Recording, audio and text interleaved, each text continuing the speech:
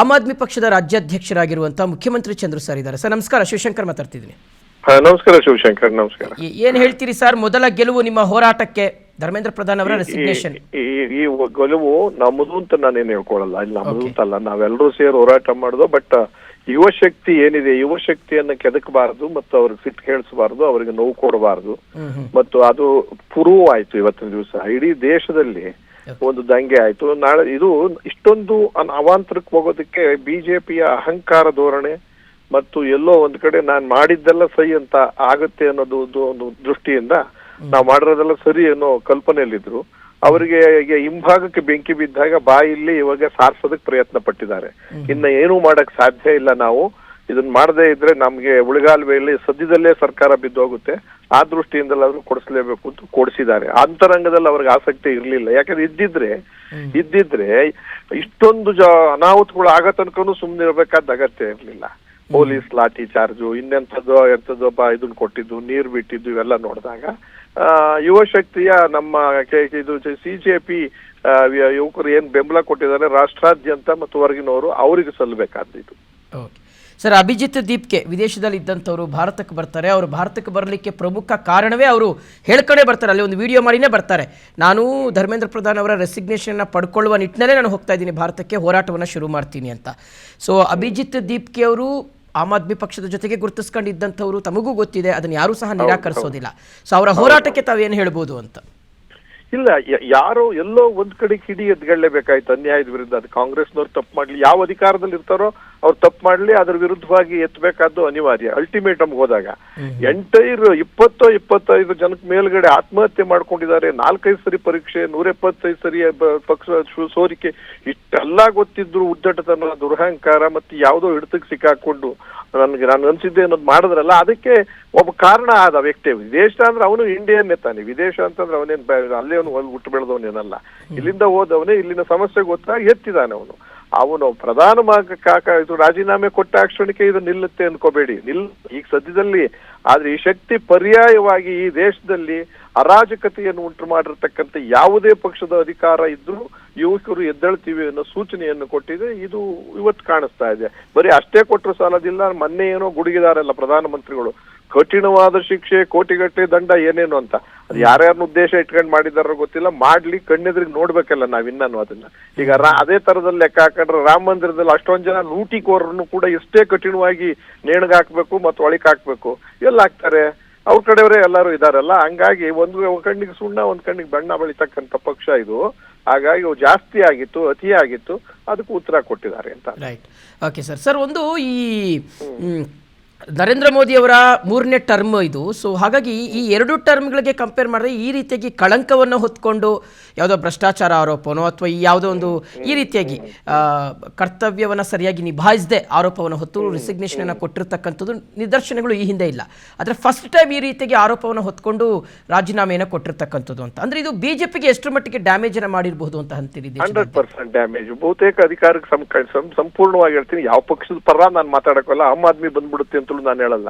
ಪರ್ಯಾಯ ವ್ಯವಸ್ಥೆ ಬೇಕಾಗುತ್ತೆ. ರಾಷ್ಟ್ರದಲ್ಲಿ ಯಾವುದೇ ಚುನಾವಣೆ ಆಗಲಿ ಸದ್ಯದಲ್ಲಿ ಅಥವಾ 2-3 ವರ್ಷದಲ್ಲಿ ಅದು ವಿರೋಧವಾಗಿ ಆಗುತ್ತೆ ಹೊರತು ಪರವಾಗಂತೂ ಆಗತ್ತೆ. ಯಾಕೆಂದ್ರೆ ಕ್ರೋಢೀಕರಿಸಿರ್ತಕ್ಕಂಥ ಸಮಸ್ಯೆಗಳು ಇವರು ಮುಚ್ಚಾಕಿ ಎಲ್ಲವನ್ನು ಬೇರೆಯವರ ಮೂತಿಗೆ ತಪ್ಪುಗಳನ್ನು ಒರೆಸಿ ತಮ್ಮ ಬೇಳೆಯನ್ನ ಬೇಯಿಸ್ಕೊಂಡಂಥದ್ದು. ದೀದಿಯವ್ರ ವಿಚಾರದಲ್ಲಿರ್ಬೋದು, ಇದ್ರದ್ದು ಪಂಜಾಬ್ನಲ್ಲಿ ಮಾಡಿದಂಥದ್ದು, ಗುಜರಾತ್ ಅಲ್ಲಿ, ಎಲ್ಲ ಕಡೆನೂ ನೋಡ್ಕೊಂಡು ಬನ್ನಿ. ಚುನಾವಣೆಗಳಲ್ಲಿ ನ್ಯಾಯ ಮಾರ್ಗದಲ್ಲಿ ಮಾಡೇ ಇಲ್ಲ. ಚುನಾವಣಾ ಆಯೋಗವನ್ನ ಉಪಯೋಗಿಸ್ಕೊಂಡು ಸ್ವಾಯತ್ತ ಕೈಗಿಟ್ಕೊಂಡು ಇಡಿನೆಲ್ಲ ಬಿಟ್ಟು ರೈಡ್ ಮಾಡಿಸಿ ಇವೆಲ್ಲ ಕ್ರಿಮಿನಲ್ ಅಫೆನ್ಸೇ ಮಾಡಿರೋದು ಸರ್ಕಾರ. ಇದಿಷ್ಟು ಸಾರ್ವಜನಿಕರಲ್ಲಿ ಕ್ರೋಢೀಕರಿಸಿತ್ತು. ಈಗ ಬರ್ಸ್ಟ್ ಆಗಿದೆ. ಇದು ತಡೆಯಕ್ ಸಾಧ್ಯ ಇಲ್ಲ. ಆದಷ್ಟು ಬೇಗ ಸರ್ಕಾರ ಹೋಗುತ್ತೆ. ಇವತ್ತೇನೋ ಒಂದು ದಿವಸ ಯಾರು ಮನೋದು ಅವ್ರಿಗೆ ಕೊಟ್ಟಿದಾರೋ ಈ ಬುದ್ಧಿ ಭ್ರಮೆಯಿಂದ ಆಚೆಗೆ ಬಂದು ಸಹಜತೆಗೆ ಬಂದಿದ್ದಾರೆ. ಇಲ್ಲ, ನಾವು ತಪ್ಪು ಮಾಡಿದ್ದೀವಿ ಅಂತ ಒಪ್ಕೊಂಡಿದ್ದಾರೆ. ಸಾರ್ವತ್ರಿಕವಾಗಿ ಒಪ್ಕೊಂಡಿರೋದ್ರಿಂದ ಇವ್ರು ಇನ್ನು ಮುಂದೆ ಇರೋದು ಸಾಧ್ಯ ಆಗಲ್ಲ ನನ್ನ ಲೆಕ್ಕದಲ್ಲಿ. ರೈಟ್ ಸರ್, ಈಗ ಒಂದು ಬಿಜೆಪಿ ಏನು ಹೇಳಿತ್ತು ಅಂದ್ರೆ, ಈಗ ಧರ್ಮೇಂದ್ರ ಪ್ರಧಾನ್ ಅವರ ರಾಜೀನಾಮೆಯಿಂದ ಎಲ್ಲವೂ ಸರಿಯಾಗಿ ಹೋಗ್ಬಿಡುತ್ತಾ, ಅಲ್ಲಿ ಬದಲಾಗಬೇಕಾಗಿರ್ತಕ್ಕಂಥದ್ದು ಪರೀಕ್ಷೆನ ನಾವು ಯಾವ ರೀತಿಗೆ ನಡೆಸ್ತೀವಿ ಅನ್ನುವಂಥದ್ದೇ ವಿನಃ ವ್ಯಕ್ತಿಗಳ ಬದಲಾವಣೆ ಅಲ್ಲ ಅಂತ. ಸೊ ಅದನ್ನ ತಾವು ಯಾವ ರೀತಿಯಾಗಿ ನೋಡ್ತೀರಿ? ಈಗ ಧರ್ಮೇಂದ್ರ ಪ್ರಧಾನ್ ಅವರು ರಾಜೀನಾಮೆ ಧರ್ಮೇಂದ್ರ ಪ್ರಧಾನ್ ತಪ್ಪು ಮಾಡಿದಾನೆ ಅಂತ ನಾವ್ ಯಾರು ಹೇಳ್ತಾ ಇಲ್ಲ ವೈಯಕ್ತಿಕವಾಗಿ.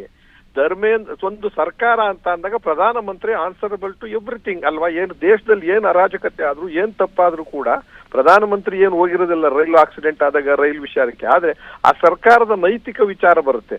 ಲಾಲ್ ಬಹದ್ದೂರ್ ಶಾಸ್ತ್ರಿ ಅವ್ರ ಹಿಂದೆ.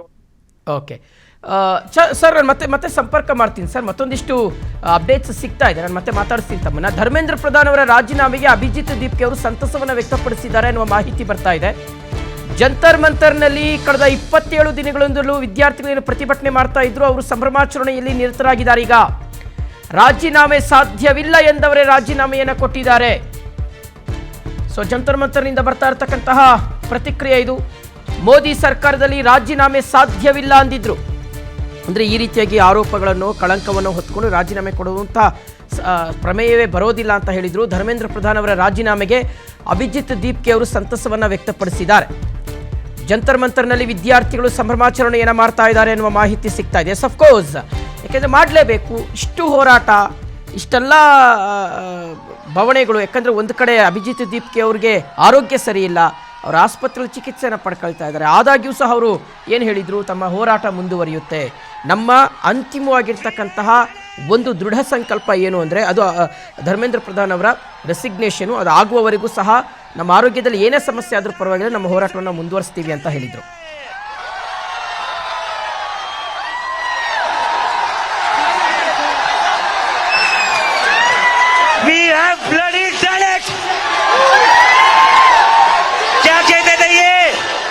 क्या कहते थे, इस सरकार में इस्तीफे नहीं होते।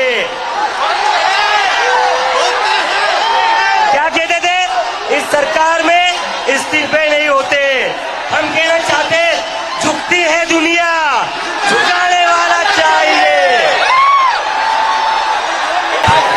रुक जाओ. ಓಕೆ, ಚಂದ್ರು ಸರ್ ಲೈವಲ್ಲಿ ಕಂಟಿನ್ಯೂ ಆಗ್ತಾ ಇದ್ದಾರೆ. ಚಂದ್ರು ಸರ್, ನನ್ನ ಧ್ವನಿ ಕೇಳಿಸ್ತಾ ಇದ್ರೆ ಈಗ ಬರೀ ಧರ್ಮೇಂದ್ರ ಪ್ರಧಾನ್ ಅವರ ರಾಜೀನಾಮೆಗೆ ಮಾತ್ರ ಇದು ಸೀಮಿತವಾಗುತ್ತಾ, ಅಥವಾ ಅಭಿಜಿತ್ ದೀಪ್ಗೆ ಅವರು ಹೇಳಿದಂಗೆ ಪ್ರಧಾನಿಗಳು ರಾಜೀನಾಮೆ ಕೊಡಬೇಕು ಅಂತ ಆಮ್ ಆದ್ಮಿ ಪಕ್ಷ ಆಗ್ರಹಿಸುತ್ತಾ, ಹೇಗೆ ಅಂತ?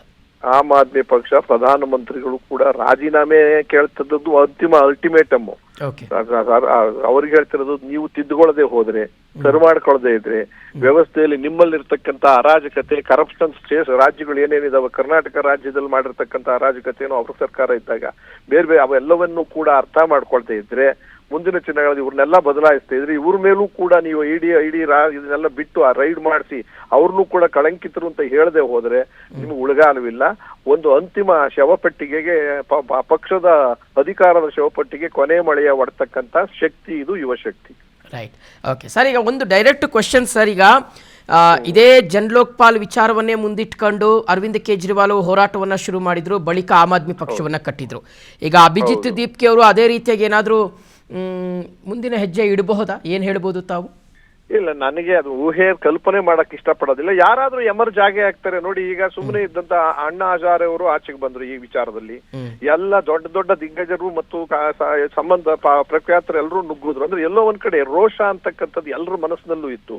ಕಾರಣ ಆಗಬೇಕಾಗಿತ್ತು. ಅವರ ಅಭಿಜಿತ್ ಅವರಿಂದ ಕಾರಣದಿಂದ ಒಂದು ದೊಡ್ಡ ಶಕ್ತಿ, ಇದು ಜಿರಳೆ ಪಕ್ಷ, ನಮ್ಮ ಇದು ಪಕ್ಷ ಉದಯ ಆಗದೆ. ಪರ್ಯಾಯ ವ್ಯವಸ್ಥೆ ಯಾರನ್ನು ಸೇರ್ಸ್ಕೊಂಡು ಮಾಡ್ತಾರೋ ಒಟ್ಟಲ್ಲಿ ಅದಾಗುತ್ತೆ ಅನ್ನೋದು ನನ್ನ ಗ್ಯಾರಂಟಿ. ಮುಂದಿನ ಚುನಾವಣೆಗಳಲ್ಲಿ ಎಲ್ಲವೂ ಕೂಡ ಈ ಈ ಈ ವ್ಯವಸ್ಥೆ, ಈ ಶಕ್ತಿ ಬಂದೇ ಬರುತ್ತೆ, ಜಯ ಸಿಗುತ್ತೆ ಅಂತ. Yes sir, thank you sir, thank you. ಇಷ್ಟೊತ್ತು ನಮ್ಮ ಜೊತೆಗೆ ಮಾತನಾಡಿದ್ದಕ್ಕೆ, ತಮ್ಮ ಸಮಯ ಕೊಟ್ಟಿದ್ದಕ್ಕೆ.